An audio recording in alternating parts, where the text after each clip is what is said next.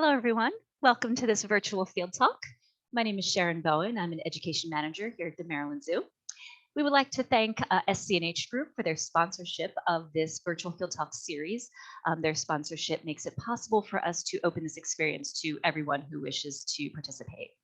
Before we welcome our speaker, just a few housekeeping items for me to go through. We're going to be here for about 60 minutes. My colleague running the technology will reach out to you through the chat feature with additional information throughout the talk. You are also welcome to use the chat feature if you need technical assistance. Your video and microphone will remain off, but we encourage you to submit questions through the Q&A feature. Now, we will attempt to answer as many questions as possible, but we can't guarantee with our time limit that we'll be able to address every question that comes through. So let's get started. Today, we are really pleased to highlight work being done to help Bolivian river dolphins, an endangered species of freshwater dolphin. And I'm thrilled to introduce the Maryland Zoo's own Dr. Ellen Bronson, Senior Director of Animal Health, Conservation, and Research. At the Maryland Zoo, she oversees the veterinary and nutrition programs and heads the zoo's conservation, research, and sustainability efforts. She attended veterinary school at the Free Research Berlin, did her residency training at Smithsonian National Zoological Park, and she has been a staff vet at the Maryland Zoo since 2006.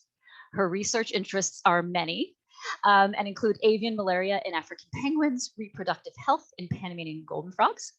And her conservation work ranges from field work with black bears and bog turtles in Maryland to frogs in Panama and maned wolves and Bolivian river dolphins in Bolivia.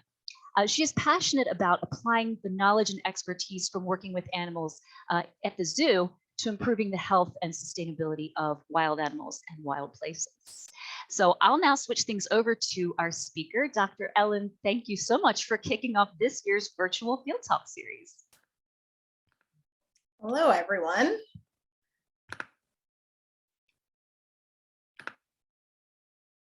How's that looking? Is that working on everybody's end? Looks great. Okay, great. All right, thank you so much for having me today. I'm excited to be here for the first field talk of the season and to tell you about this really fascinating species that I have had the pleasure and been able to work with in Bolivia in the field. So I'm going to start a little bit with telling you about Bolivia because I'm thinking maybe many of you don't know that much about this country, and it's a really amazing and beautiful country with amazing animals and landscapes, and it's also very varied. So this is a picture of Bolivia. It's centered in the middle of South America. It's a landlocked country, and it extends from the Andes Mountains in the southwest into the Amazon River Basin in the northeast. And there are some amazing national parks in this country. This is Umboro. This is a park that is in the in between the mountains and the lowlands, has lots of animals in it as well. It's more of a tropical forest, dry forest. It extends into the Gran Chaco, which is the kind of a deserty area that extends also then into the Pantanal, where there are also all kinds of interesting wildlife. This is one of the best places in the country to see leopards and also vicuñas. The Great Salt Plains that maybe many of you have heard of in Uyuni in the Altiplano, which is the kind of the area that's not quite up in the Andes, but at the next level down. This is a park in the Andes with vicuñas in the foregrounds. This is Madidi, which is a very famous national park closer to the lowlands, and this is in the Amazon basin. And then this is the park that I've worked in previously. This is Noel Kemp National Park on the border to Brazil. And this is where the transition goes from the Amazon rainforest to the dry savanna forest. And there's lots of pampa in this area. So this is a very special park to me. And this is where I started my field's work career working with maned wolves with Smithsonian and then at our zoo in the field. So I had worked with many of the biologists that also are working on this project there. So you might ask yourself how a zoo veterinarian came to work with dolphins, which was also one of the questions I asked myself when they first asked us to help. And this maned wolf project, I was working closely with Sharon Deem, who now works at the St. Louis Zoo.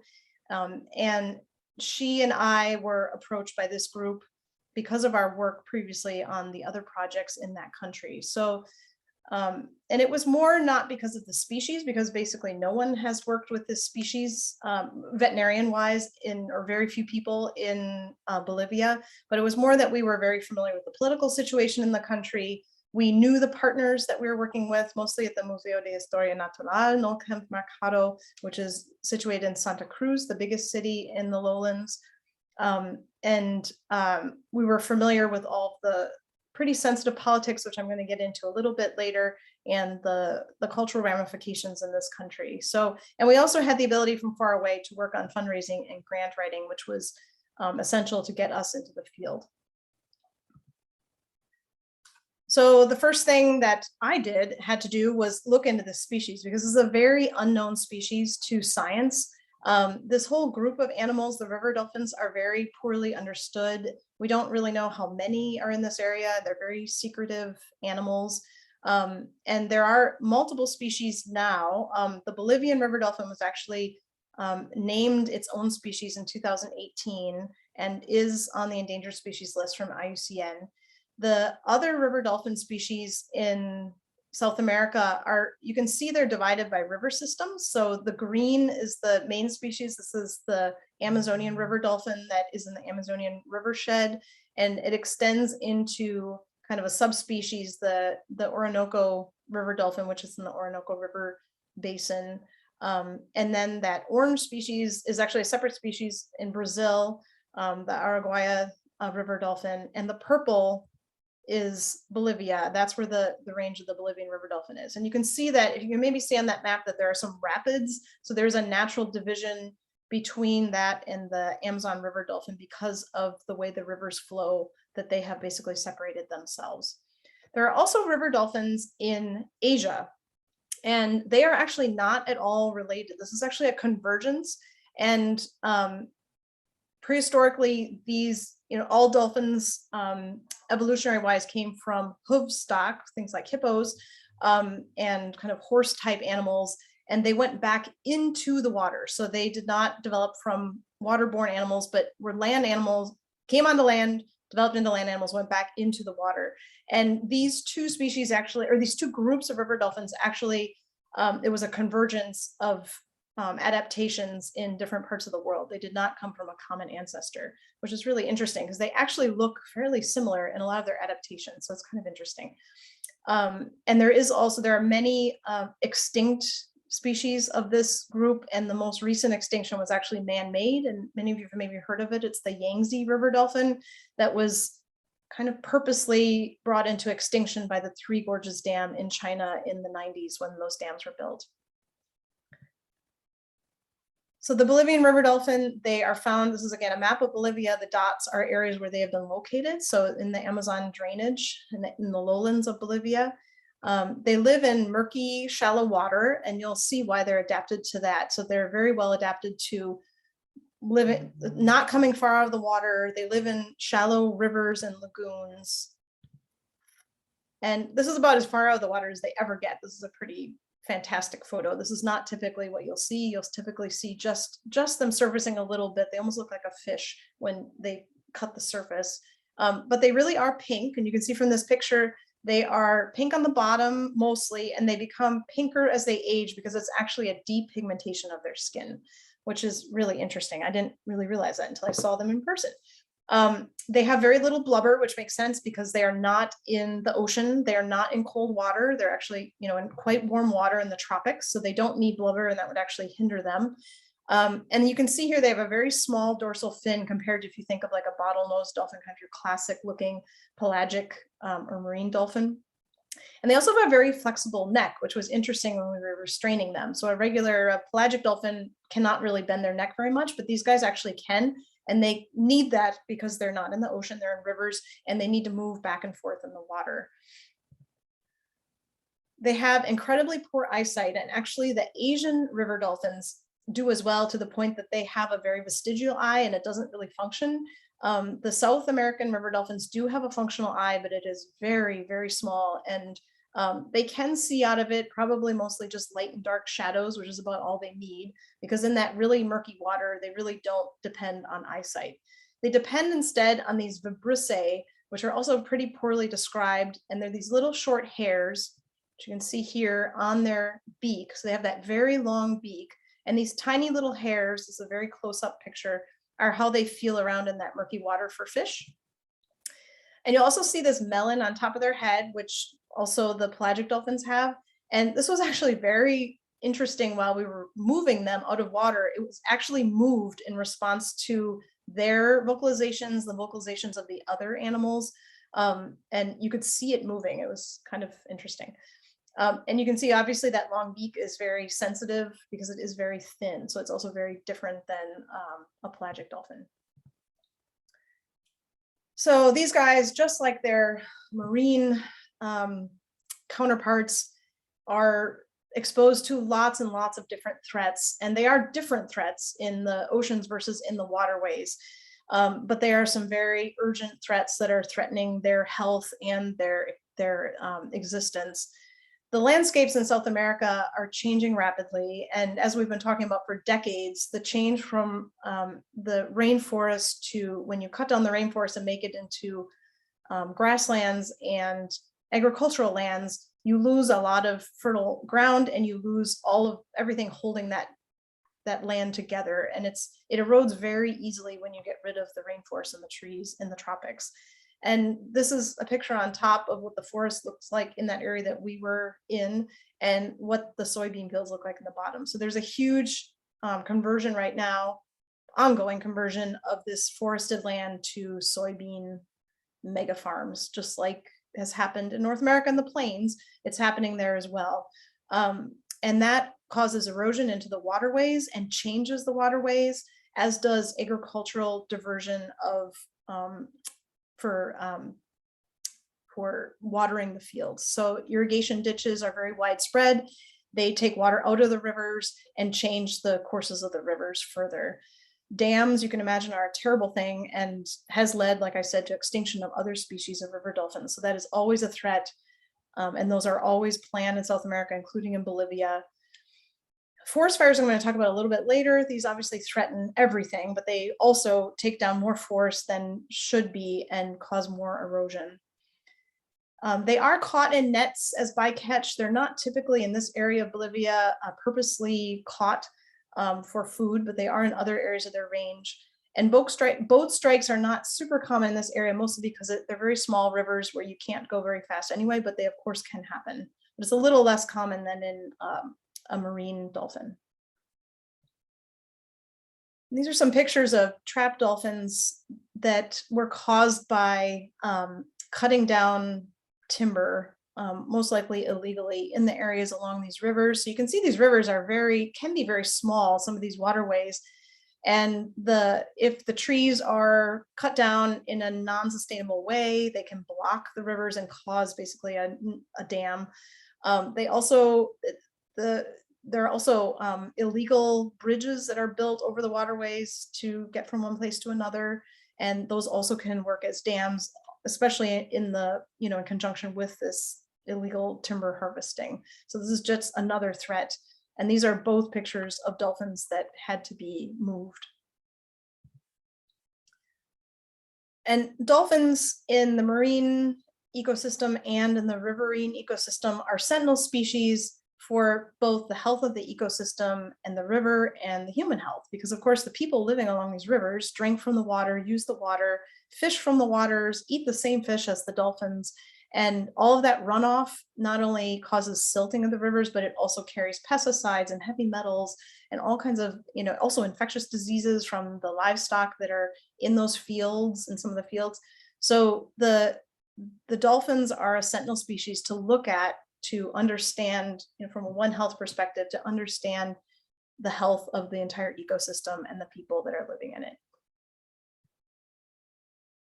And these guys are also a flagship species. So they cause a lot of attention in Bolivia and in their range. They are definitely a high profile animal. When these rescues happen by the group we're working with, they often end up in the Bolivian media. People pay attention to the species. It's a very mystical species. And there is actually a conservation action plan for Bolivia. This is not the case for many of the species there that need to be under protection, but this animal is specially protected. So I'm going to tell you now about the rescue that we did in 2018 and show you some of the pictures from that rescue to help you understand how these processes work and what we're dealing with. So these are satellite images of the location that we were at. And you can see up on the top that there are arrows pointing to the lake where these dolphins became trapped. So the river kind of flows, you can see my cursor, through this strip here, and all the light gray are fields and the dark green are forest. And you can see this looks like the shape of a pistol. That's where the namesake comes from. And it originally was basically that it starts with an oxbow where there's a curve in the river, which can be a natural oxbow. And then there's obviously in this area a dry season and a wet season, and they are very different. So the water level changes dramatically. So some of these oxbows can then get cut off and become little lakes, which can also be still natural or unnatural, depending on what's happening and how much erosion there is. This area has a lot of erosion from that left bank where you can see over time, it goes from top left over to top right and then kind of down. You can see the increase in the gray fields, which is the increase in the agricultural areas and the decrease in tree cover. So there was lots of erosion here. You can see that pistil shape changes over time. And then in 2012, there was a complete year-long disassociation from the river. So here's the river, and it was no longer connected. And that connection became more and more distinct over time. And in 2016 was kind of the call that we got to say there are, at least 6 to 10 dolphins trapped in this lake that is getting smaller and smaller over time, more and more shallow, we believe, and they can't get out. So that was kind of the very dramatic change over a very short time, right? That's only 20 years. And really the change was in the last couple of years, very accelerated. This area has very few roads. So it was the access. This is actually the road that we took. This is a main road. Well, this is not even in the woods. This was basically not a highway, but an actual road. And then to get to the site, we had to actually make our own road through the forest to get exactly where we needed to be. But to move these dolphins, we needed to get out of the area and move them obviously back to the river. And the line of sight to the river was actually only 2 kilometers, but there were no roads connecting. So we initially had a road kind of made that we made in the forest, or the team made in the forest, that was 8 kilometers. And while we were preparing in the month before we got to the site, there was a flooding, and then the road became washed out. So we actually had to choose a path that was much, much further, that was almost 50 kilometers away. This is what our campsite looked like. So this is definitely my paradise, might not be for everyone. So it was very remote. We were all camped out there together. You can see the tarps ready for the rainy season. We were there right at the end of the dry season as we were going into the rainy season, with the plan being that the water would be the lowest at the end of the dry season, so we would have the best access to be able to stand in the water to capture the dolphins. If it's too deep, then it gets much more difficult and much less safe for the people manning the nets. This is not clothes out to dry. This is actually meat drying in the sun. This is what we ate for most of the time. And it was a huge effort to plan this rescue, as you can imagine. So any good rescue is carefully planned and mapped out ahead of time. So this was a large team of about 20 people. And the guys on this team are, for the most part, forest firefighters that work for the region, for the regional government, and also water rescuers. So they were not animal people, which was really interesting for me. They were incredibly dedicated and on task, and were an amazing crew. So they took it really seriously. For them, it was basically the same as rescuing a person. They were able to very easily adapt. And I think they thought it was also pretty exciting. So it was very interesting to watch a whole bunch of people that were not animal people, but had these skills that we needed to safely perform this rescue, to be part of this team. And then there are also several biologists here in this picture. There are about 4 biologists and then 2 veterinarians as part of the team. So this is a picture that we were doing in that planning. So this is kind of the end plan, and you can see, so the top, there are two lakes here. If you remember that satellite image, there are these two little tiny lakes that were divided by this channel, or connected by this channel. And this channel was the least deep water. So we went out ahead of time in boats, kind of scouting out, and basically the plan was to put nets at the edges, at the beginnings of both of these rivers initially.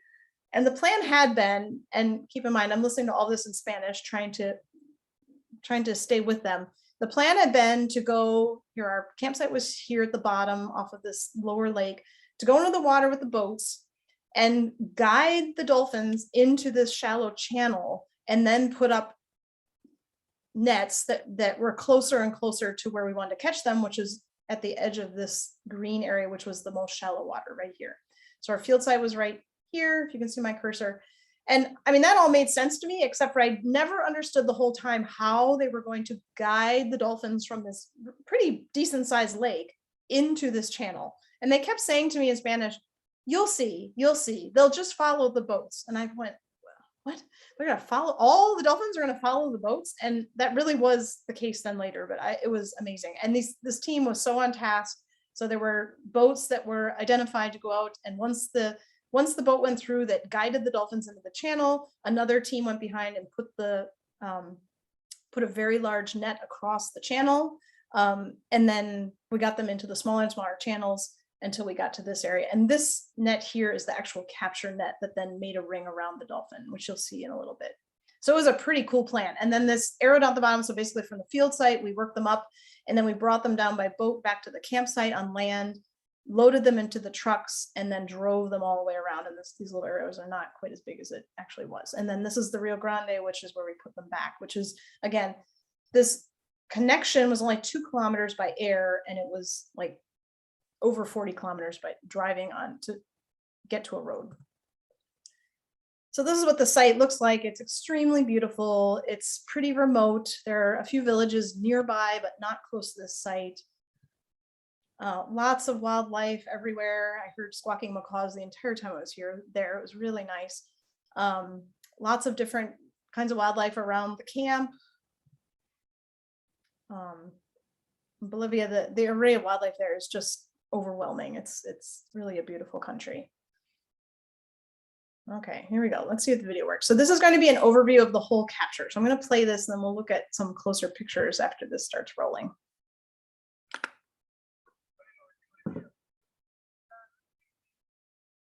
And you're not going to be able to hear it well. That's not super important. So just take a look at it.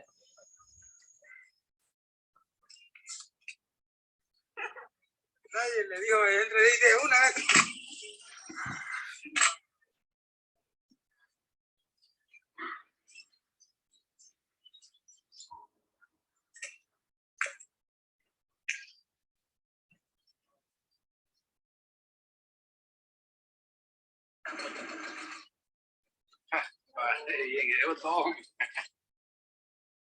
That's the net being, the first net being put out, the second net to keep them in the small area. And then this is then the capture net that's encircling the dolphin. You can see the circle, the dolphin's in the middle. And they went in closer and closer.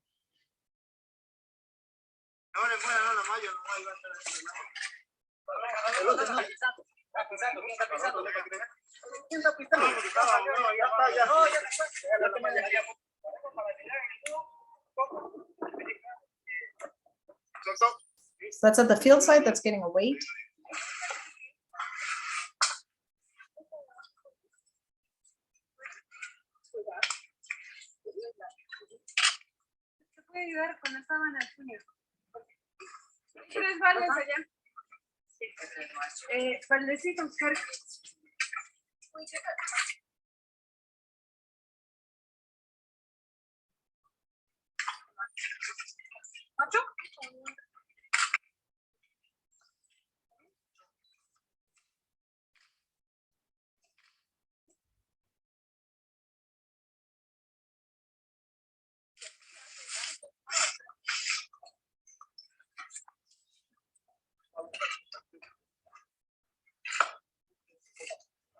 Cuidado, cuidado.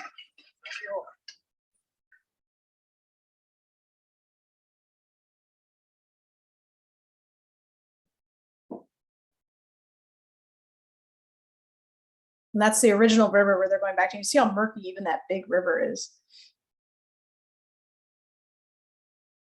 All right. Okay, this is a second video. We'll see if this works. This is mostly for you to listen to, so we'll see if you can hear it. You may not be able to hear well. This is from the field site where we were. Whoops. Get to work. I was situated. Just listen to the background noise here. So many different birds. And you can see some dolphins surfacing barely. It's like fish breaking the water.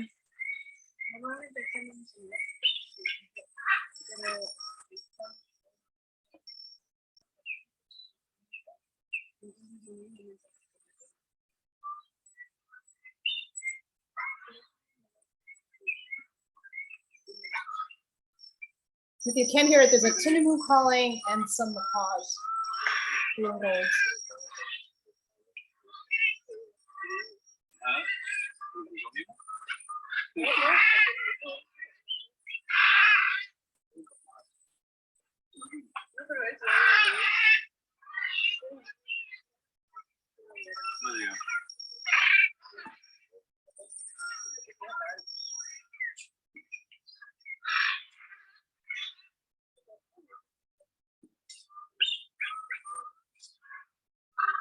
Camarada, José Carlos.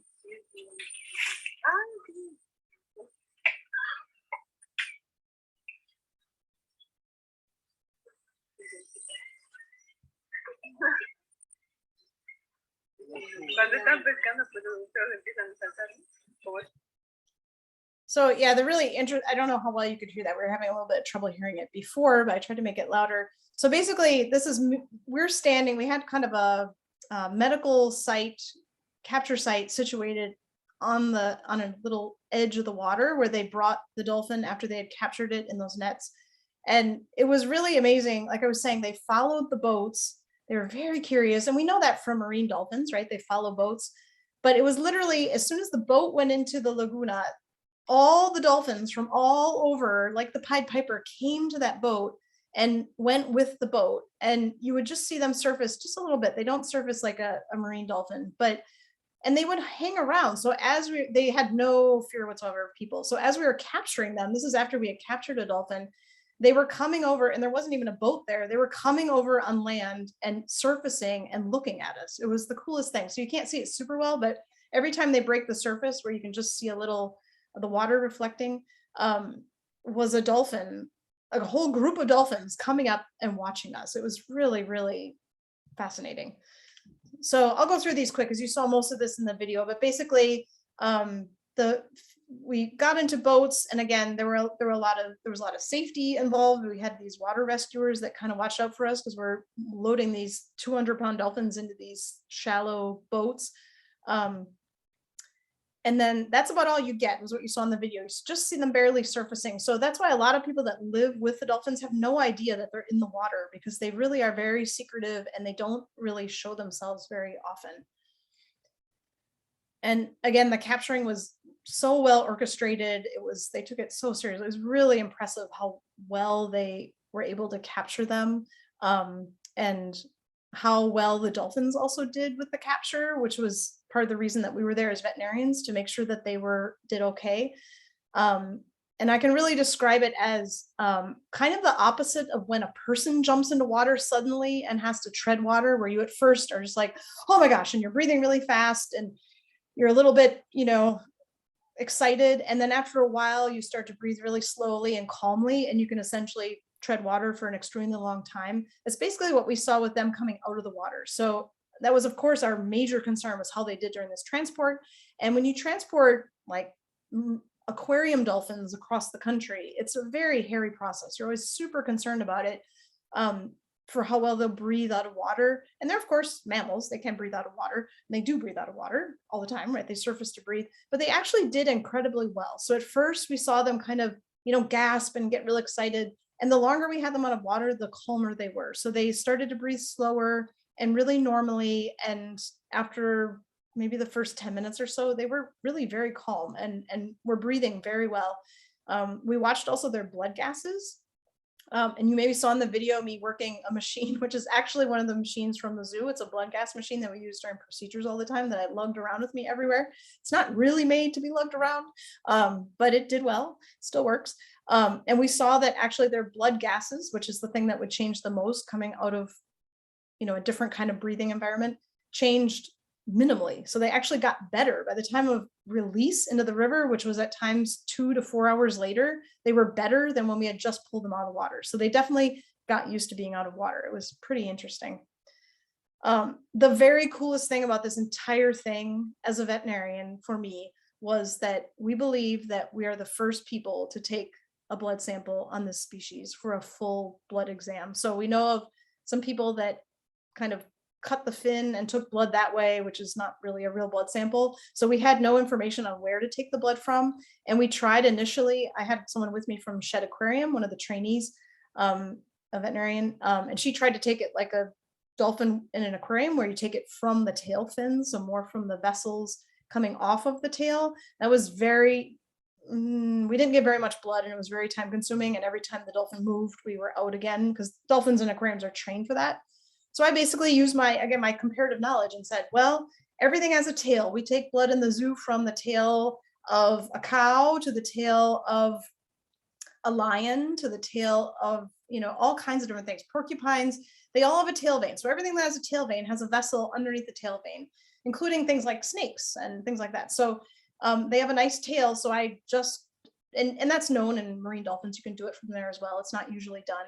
So that's what I'm doing here. And it went extremely well. We got tons and tons of blood. So it was very, very cool to know that this species, we really don't have like a CBC chem on this species at all. So this will be part of our studies to look at normal values. So this is ultrasounding blubber depth, fat depth, which they have very little of, and also doing pregnancy checks. And the picture on the right is taking a blowhole sample. So that's basically like taking a nasal swab. And you saw a lot of the transport. This is what the transport vehicle looked like. This was very interesting and similar to how you would, well, this is the homemade version of how you would transport a marine dolphin. It's a big mattress pad that we had saturated with water, and there's tarps that basically made it into a swimming pool. And we sat in the back soaked with water and kept pouring water, and we'd stop at every village and fill up. We had a big barrel that we'd fill up with water because it was of course leaking out of the truck as we went. When we stopped, I think 3 times each time to get more water and had them soaked. We also had a sheet over the top of the dolphins, and you can see there's a sheet over the top to protect the dolphin from the sun. And that's all pretty standard dolphin transport. This is what restraint of a river dolphin looks like, literally. So there's someone sitting on the base of the tail so that the tail doesn't kick anyone and they don't injure themselves, and you just hold that beak carefully. And that's really it. And they weren't sedated. They just sat like this and were very calm once they had figured out what we were doing. And then this is the release, you saw that. After we got back to the site, you can see it's dark here already. This resident and I ran all of the samples that we had collected. You can see we're running them off. The picture on the bottom right is they were all being run off a generator. There's of course no electricity where we were, so we had to take all the generator power for the machines to keep them running and also to recharge them for the next day, like the ultrasound. And we basically did this all night. What you can't see in the picture are the millions and millions of mosquitoes and also tiny crabs that were like literally crawling up our legs. And this is the GPS that we put on the dolphin. This is a standard application for dolphins at this site. They of course have a very small dorsal fin, but that's where that is. You can see again the restraint from the person's holding the back fin. And this is GPS that goes to a satellite. And here are some of the results that we have from that. You can see these 3 dots are the 3 dolphins that we put tags on. The upper red arrow is the capture site. You can see the 2 lakes there a little bit, here and here. And then this is the release site, and then this is the river. So they went further up the river, but they stayed around the capture site, which is really interesting. So they stayed around where the connection would have been between the lake and the river, which is probably where they were from. These are the 3 dolphins. So this is the female. We had a female and 2 males. This is the female that moved over a couple of weeks, but stayed around that capture site. This is one of the males who went about 80 kilometers up the river. And then the other male actually went up into the next river system, into Beni, which is the next province over. Okay, I'm going to go a little quick here. There are some dolphins left in this lake that we had to leave behind because we ran out of time. The rainy season started and we were flooded. We almost didn't get out of the site. But we saw a few fractures that were healed, that were caused by natural causes. They were all in really good body condition. This was one of the concerns, that the lake didn't hold enough fish. So it seems to still have enough fish in it. And we did have one juvenile, so they are reproducing. And then I want to talk a little bit about the challenges of doing field work in a site like this. So everyone probably remembers, maybe pre-COVID, that there were the Amazon forest fires made huge international headlines in 2019. There were over 40 to 60,000 individual fires across the Amazon in Brazil, Bolivia, and some other countries, and 19,000 alone in Bolivia. This is a satellite image of the park I showed you in the beginning that I used to work in. And each one of those red dots is a fire, and each one of those white plumes is smoke from that fire.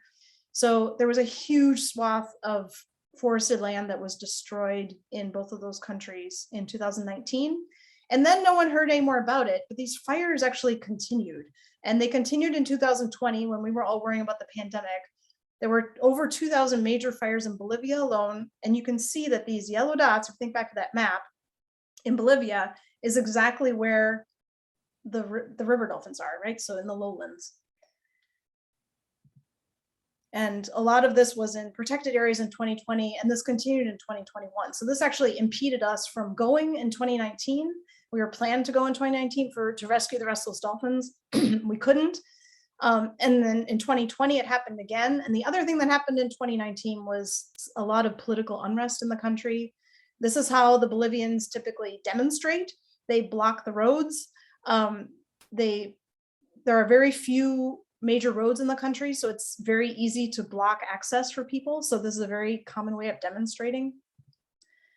And if anyone remembers, in 2019, this also made big headlines. The president / dictator of Bolivia, he was a socialist. He was ousted by the people with lots of demonstrations. And one newspaper article is actually the police that had joined the demonstrations. So it was a coup.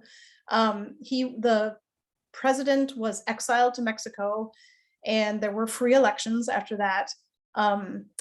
But the Socialist Party was actually put back into power, and the exiled president is actually back in the country. So for a while, it was looking quite positive. Right now, it's still pretty delicate. So that also caused us from canceling our 2019 plans. There's a lot of climate change issues that are hurting this area as well. The rainy seasons are getting rainier. El Nino effects are getting greater, which is more rain. Roads are getting washed out. It decreases the already really limited access. This was actually us at the end of the rainy season trying to pack up, or the beginning of the rainy season, that started to rain like crazy, and we barely got out of the field as the roads were getting impassable. And of course, COVID-19 halted pretty much fieldwork around the world, and we're just starting to come back. One of our staff went for the first time on a field project internationally last week, so we're hopeful that we can start some of this travel again. But it really put a dent in all of our collaborative fieldwork at the zoo and everywhere around the world. So their work in Bolivia has, of course, continued, and we are in touch with them, and they're working like crazy to get access to other dolphins that are trapped. They get reports of these dolphins sitting in irrigation ditches where the water gets less and less during the dry season. This was a rescue they did in 2021 in May. And this is well, not a juvenile, it's a neonate, not a neonate, but a small juvenile baby that was still nursing from the mom. So they captured 2 females, including the mom and this youngster, and put them back in a close by river. We're hoping to get back in 2022. We've been saying this for a long time. We have flight tickets that expire at the end of the year. We have grant money we're constantly trying to lengthen so that we can still use it. We have funding from a St. Louis Zoo donor to go down and get samples out, do another rescue, and come back. We have samples still from the original that we need to run in the US. And we're hoping to also do a course for wildlife veterinarians at the same time there too. increase collaboration and their abilities to respond to this as well. So that's pretty much what I have. Very happy to take questions. That was kind of all super fast, but hopefully that all was interesting to everybody. I'll hand it back over to you, Sharon. That was unbelievably amazing, Dr. Ellen. The whole story of that just shows how complex any kind of conservation work is. Not only is it the biology, but the complex human situations as well.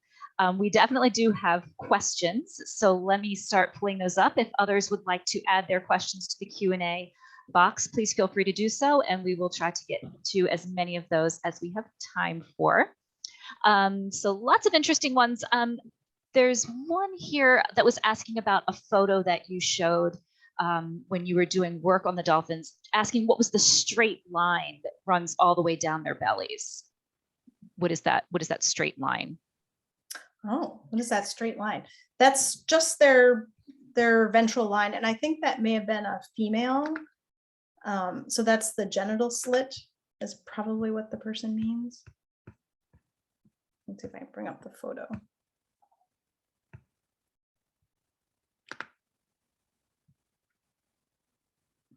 I can share again, but yeah, that's part of that is the genital slit. Mhm. And that's where the that photo probably. So can you see that? Yeah, I think that's probably what they're referring to. Mhm. Oops. So that is, can you still see it? Not quite, right? I can't tell which one's sharing right now. You're scrolling back through the whole PowerPoint. There Okay. you go. So yeah, so this is the umbilicus here, if you can see my cursor. And then when you get down here, this is the genital slit, where in a male, the penis would be, and in a female, actually the mammary glands are here, and they're very small. Oh. That's the same way in a marine dolphin. They're extremely small, and there's just a slit there. And that's obviously the vulva as well. So the rest of that is just the, that's typical of, we have that too. You just can't see it very clearly. There is where the muscles meet in the middle of your belly, there's actually like a line. That's where surgically what we cut into when we open up an animal, or is that line. So that's just the muscle where the muscles join basically, and where the connection between the umbilicus. So yeah. Great. Okay. Another anatomy question about the, I think this is about the melon. And you did speak to how this is quite similar to the marine dolphins, even though there is no close evolutionary relationship between the two groups. But this attendee is asking about whether it's similar to the melon of a beluga whale. It's similar to the melon of any cetacean. So they all have those melons, and it's for acoustic resonance is typically the thought. And we were very interestingly seeing them calling to each other and the melon moving in response. So when one of them was on land, and they were hearing the other one, like in one truck, and the other one was in the other truck, or one was on land and we were working them up, and they could hear other ones in the water calling. You could see it moving. And when the animal itself was calling, like in the truck during the transport, you could feel, when you touched that area, you could feel it moving, and you could feel it reverberating, the sound reverberate. So it was very cool. Incredible. It is. So it functions in the same way as any marine mammal melon would, so any whale or dolphin. And it also is just more flexible. So in the marine cetaceans, everything on their body is very taut because they have all that blubber surrounding it, and their skin has to be very taut. So it doesn't really, as far as I know, move very much. So these guys just have more flexible skin, a more flexible head. They can move their head back and forth, up and down a little bit. But otherwise it's the same sort of function. Okay, great. All right, lots of good stuff in here. Let's see, what should we do? What should we do next? My goodness. So a couple of folks were asking similar type of thing, like how long did the whole translocation process take for all of the individuals that you moved? Oh, so we were in the field for 2 weeks. We were moving dolphins. We basically moved 2 dolphins a day parallel because we had 2 trucks. That was kind of the limiting factor. And the team had to be split in 2 to go with each truck. So we had about 3 people in the back of each truck plus 2 drivers or a driver in the front and someone else in the front to help load the water when we had to stop, because it was all basically like a fire stop way to like really quick run out, and someone had to still restrain the dolphins and fill the water and dump it in the back. And so it was all very coordinated. So there were about 5 or 6 people per truck, and the team was about 20, and some people stayed behind in the camp to get ready for the next day or the next dolphin. So we captured 2 at a time sequentially in transport, and we transported 6, and I think the first 2 of them we transported singly, so to work out all the kinks initially. We wanted to be careful we didn't run into problems and get stuck on the way, because it was a very long trip with not very good roads. So it was basically 2 weeks of field work, and we would have kept going if we wouldn't have run into flooding issues. So we were just running out of time basically, so we had it kind of down after making the trip several days. The average transport time was over 4 hours. The average time out of water was over 4 hours, and the average transport time was about 2 hours to drive those basically 20 miles. That's incredible. Okay. So we have a question here about the map that you had showed. So the question is, on the slide with the map showing where the dolphins traveled along the river after being released, how far were they from the rapids that separated the different dolphin species? So this is kind of the most, part of the southern reach. So more of the southern extent of that map, if that makes sense. So kind of right in the center of Bolivia is where we were, and everything, the Amazon region is in the northern half, basically, of the country.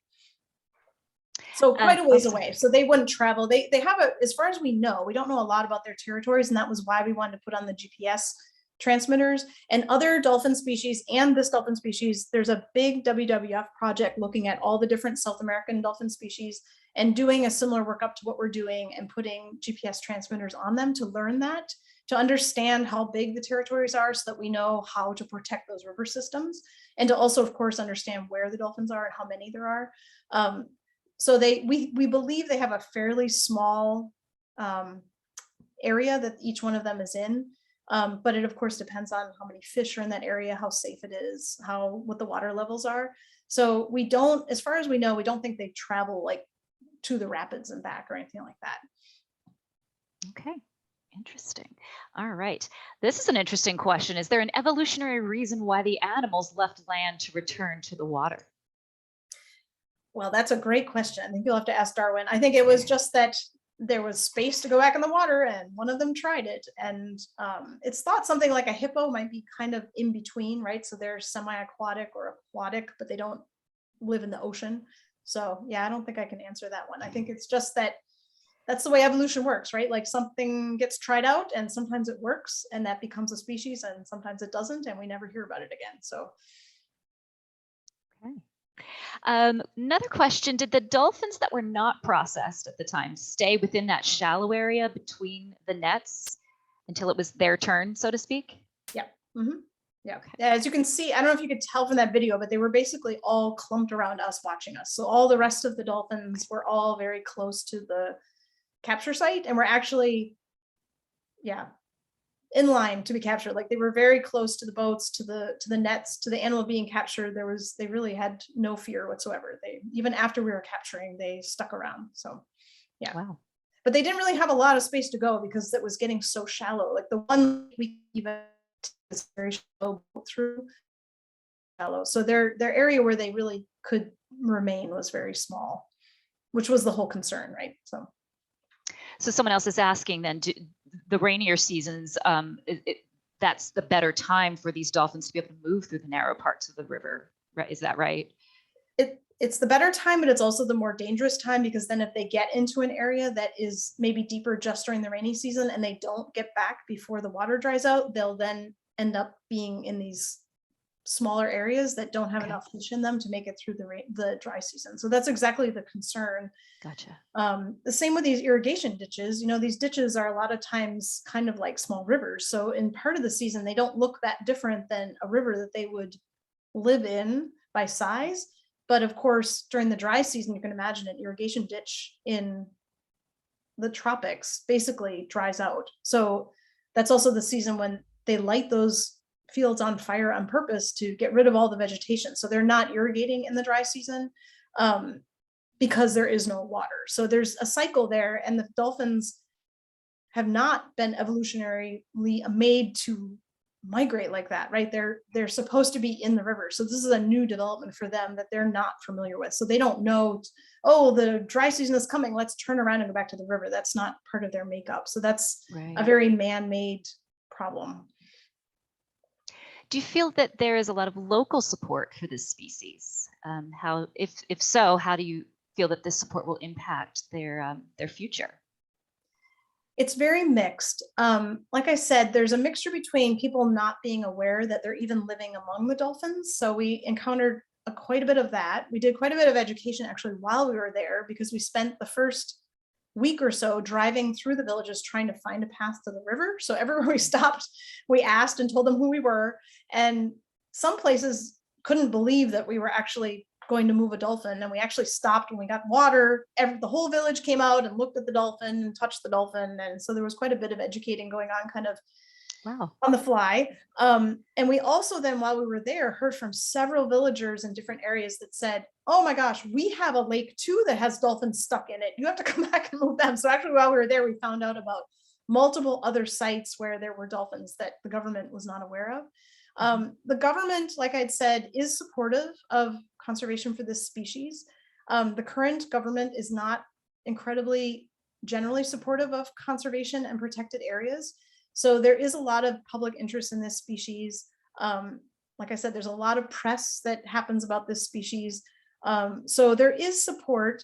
What we really struggle with is trying to get access. What we're working on now, or my colleagues in Bolivia are working on, is trying to inform some of these soy plantation owners to allow us access, because that's where the dolphins are getting stuck, but they are also part of the problem why they're getting stuck. So there's a lot of careful collaboration trying to get them kind of on our side to allow access and to get them to understand carefully what all the complicated problems are. So yes, there's general support. They don't see them as a threat in this area. Some areas of Brazil, they're actually hunted because the fishermen feel like they're competing with them. We don't see that necessarily in this area. So no one wants to eat. There's a lot of mysticism around the species too. So a lot of the indigenous people in Bolivia will not eat the species. So it's not something that's purposely hunted for the most part. So it's complex. Just more complexities of conservation. And, they say, conservation is really more of a human problem than, an animal or a plant, or that's amazing. All right, still lots of questions coming in. Some folks are asking, was the netting left in place when your team left? Have folks been keeping track of the remaining trapped dolphins? Are they still trapped in the same exact spot?